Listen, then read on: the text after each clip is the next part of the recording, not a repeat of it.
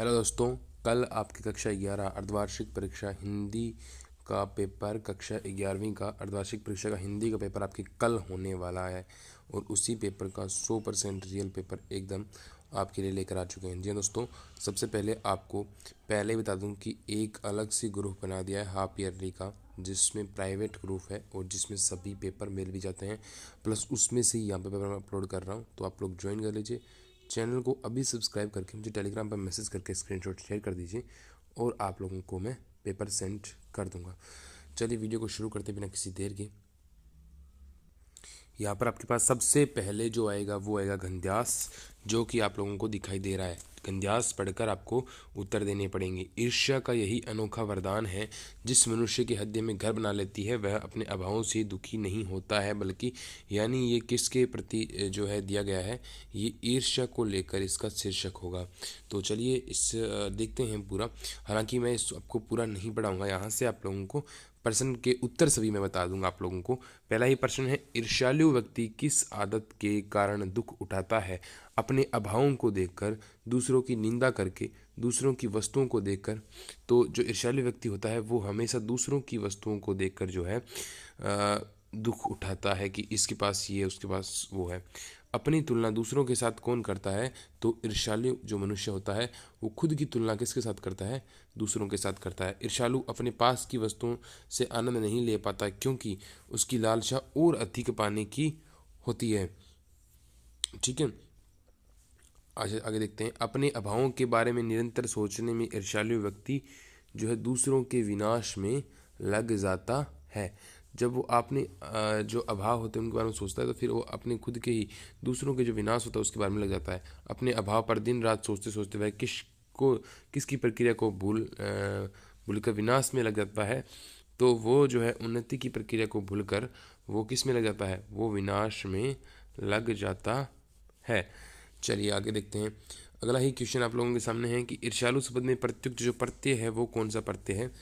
तो यहाँ पर आपको साफ साफ बता दूं, ईर्ष्यालु शब्द में आलू प्रत्यय का प्रयोग हुआ। आलू यानी ईर्ष्या तो अलग रह गया, ईर्ष्या प्लस आलू हो जाएगा। ठीक है, उपयुक्त गंधास का जो है उपयुक्त शीर्षक क्या दीजिए?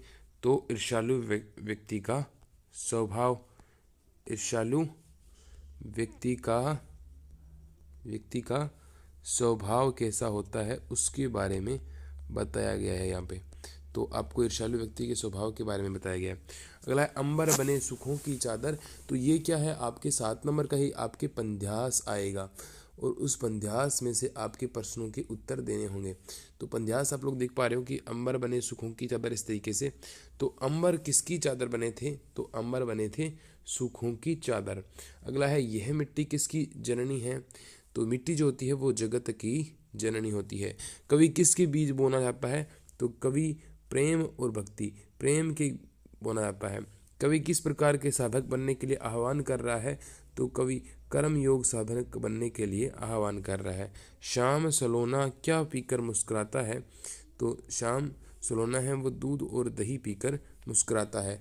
अंबर का शाब्दिक अर्थ बताइए। अंबर यानी होता है आपके आकाश। क्या होता है? आकाश। ठीक है, अगला प्रश्न आपके सामने है, उपयुक्त पंध्यास का उचित शीर्षक दीजिए। तो वो आप दे सकते हो। ठीक है, चलिए।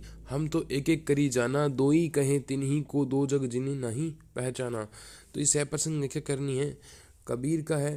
पहले आपको संदर्भ लिखना है कि प्रस्तुत पंक्तियाँ, पहले आपको संदर्भ दे के लिखना है कि प्रस्तुत पंक्तियाँ जो है वो कहाँ से ली गई है और हमारी पाठ्य पुस्तक में से इसके रचयिता कबीर है, ऐसे करके। फिर उसके बाद में क्या करना होता है आपको? संदर्भ के बाद में आपको प्रसंग लिखना होता है। प्रसंग में आप लोग साफ साफ लिख दोगे कि इन पंक्तियों में कवि कहना क्या चाहता है। तो एक एक लाइन से जो तीनों चारों के मिला के 2 लाइन आपको लिखनी होती है।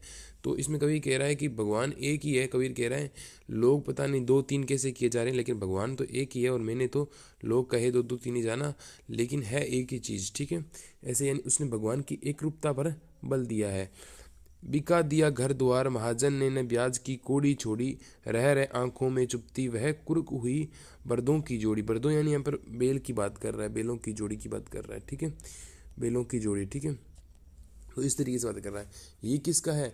भवानी प्रसाद मिश्र की कविता है ना, भवानी प्रसाद मिश्र की कविता है ना, जो किसान हाँ, वे आंखें कविता है, पता नहीं किसकी है, तो उनकी 100% व्याख्या करनी है।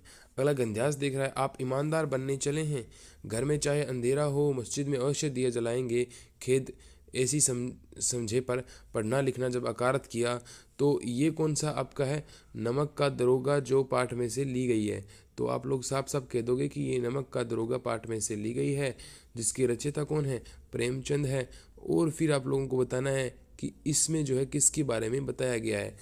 अगला है बिछुड़न समय बड़ा करुणा पाए, तो ये आपके कौन सा होता है, 11वीं का आपके पाठ है 4 नंबर, जिस पाठ का नाम क्या है, जिस पाठ का नाम है विदाई संभाषण। क्या नाम है, विदाई संभाषण पाठ में से आपकी जो है ये ली गई है। तो आप बता दोगे कि ये जो है वो विदाई संभाषण पाठ में से ली गई है। चलिए, ये लॉर्ड कर्जन के बारे में बता रहे हैं ना। अच्छा, अब आपको निम्नलिखित प्रश्नों में पूर्ति करनी है कि गलता लोहा जो है किसके द्वारा रचित है। तो ये शेखर जोशी के द्वारा रचित कहानी है।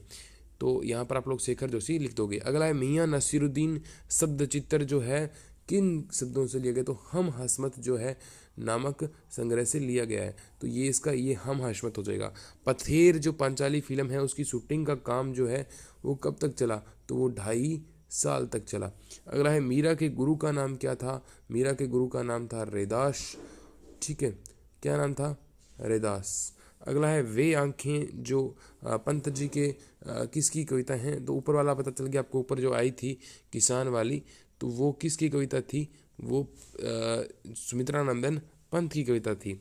अब देखिए ये प्रगतिशील दौर की जो है नहीं सॉरी, हाँ पूंजीवादी दौर की जो है कविता है, पूंजीवादी दौर की कविता है। एक कंठ विष पाई गीटी नाट्य किसके द्वारा रचित है। तो ये आपके दुष्यंत कुमार द्वारा सॉरी सुमित्रानंदन पंत द्वारा रचित है। अप्पू के साथ 2.5 साल नामक जो है संस्करण में किस फिल्म की घटनाओं का जो है वर्णन किया गया है। तो ये जो पथेर पंचाली जो फिल्म पर नाम आया था, उस पथेर पंचाली फिल्म की बात यहाँ पर जो है वो की गई थी। बंग विभाजन की योजना किसने बनाई थी। तो बंग विभाजन की जो योजना थी वो लॉर्ड कर्जन ने बनाई थी। अगला प्रश्न पूछा, स्पीति के बौद्ध विहारों को किसने लूटा था। अगला, सुमित्रानंदन पंत की वे आंखें में संदेश वाहक किसे बनाया गया है। तो संदेश वाहक इन कविताओं में किसान को बनाया गया, किसान की आंखों को बनाया गया। ठीक है, पथिक जो है कविता किस काव्य से संकलित है। और मीरा की भक्ति किस प्रकार की मानी जाती है। तो मीरा की जो भक्ति है वो सख्य भाव की मानी जाती है। ठीक है, आगे देखिए। अगला एक प्रश्न है कि धनराम को मोहन के किस व्यवहार पर आश्चर्य होता है और क्यों होता है। अगला प्रश्न है, नमक का दरोगा जो कहानी का मूल प्रतिपाद यानी आप जो है मूल संदेश है वो आपको अपने शब्दों में लिखना है। अगला, कृष्णा सोबती अथवा सुमित्रानंदन पंत में से किन्हीं एक का आपको साहित्यिक परिचय लिखना है। कृष्ण सोबती ने मियाँ नसीरुद्दीन लिखा था और सुमित्रानंदन पंत के बारे में तो आप लिख सकते हो।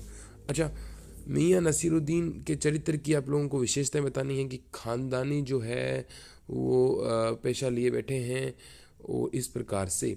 अगला है, संदेश ग्रहण करने और भेजने में असमर्थ होने पर एक अनपढ़ लड़की को किस वेदना और विपत्ति को भोगना पड़ता है, अपनी कल्पना से लिखिए। अच्छा, लय कितने प्रकार की होती है, इनको लिखना है आपको। फिर रेगिस्तान में वर्षा को मापने के लिए किस शब्द का प्रयोग करते हैं, रजा, है ना, रजा शब्द का प्रयोग करते हैं। लेखिका बेबी हालदार को अपनी माँ की याद क्यों आई। लता मंगेशकर किसकी पुत्री थी। तो लता मंगेशकर वाला मैं थोड़ा लिख के देता हूँ यहाँ पर प्रश्न ये, तो ध्यान रखना, ये लता जो मंगेशकर थी ये आपके दीननाथ, किसकी, दीननाथ मंगेशकर की पुत्री थी। दीननाथ मंगेशकर की पुत्री थी। ठीक है, आगे देखिए। अगला आपके सामने प्रश्न है, किराए के मकान में रहते हुए बेबी हालदार चिंतित क्यों थी। तो क्यों थी, और राजस्थान में कुएं किसे कहते हैं, जिससे पानी निकालते हैं हम लोग। इसकी गहराई और व्यास तथा सामान्य कुओं की गहराई और व्यास में क्या अंतर होता है। इसकी गहराई कुओं से क्या होती है, गहराई तो होती है ज़्यादा और व्यास क्या होता है, कम।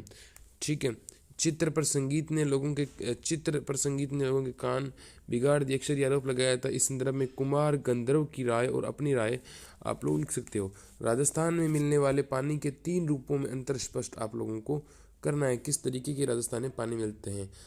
ठीक है, बारिश का पानी एक अलग होता है। उसके अलावा नदियों का जो और एक जो आप भूमिगत जल, 3 प्रकार का पानी होता है। चलिए, अब आप लोगों के लिए फाइनल प्रश्न है। एक तो टीबी के बढ़ते प्रभाव में इससे फैलती अपसंस्कृति पर जो है, एक आप लोगों को टीवी की बात कर रहे हैं, टीवी यानी टेलीविज़न, और इससे बढ़ते प्रभाव और इससे फैलती अपसंस्कृति पर आपको फीचर तय करना है। जिलाधीश जालोर की ओर से स्वास्थ्य सचिव राजस्थान सरकार जयपुर को निर्धारित प्रारूप में एक कार्यालय पत्र लिखिए, जिसमें गायों में फैली लंपी बीमारी से राहत दिलवाने के लिए राजधानी के विशेष चिकित्सकों का एक दल भेजने के लिए निवेदन किया गया हो। बहुत इंपॉर्टेंट है। अगला है, इनमें से किसी एक विषय पर लेख लिखना है। बेटी बचाओ बेटी पढ़ाओ, कोरोना वायरस, 21वीं सदी की महामारी, स्वच्छ भारत, स्वस्थ भारत, विद्यार्थी जीवन में इंटरनेट की भूमिका। तो ये सब आपके आएंगे। इंपोर्टेड पूरा पेपर है, पीडीएफ आपको हल सहित आपको मिल जाएगी। टेलीग्राम पर मिलते हैं। Bye bye, take care. Channel को जरूर सब्सक्राइब करना। वीडियो अच्छा लगा। 7 नंबर का क्वेश्चन जो है ये निबंध में से एक निबंध पक्का आएगा। मिलते हैं अगले वीडियो में। Bye bye, take care.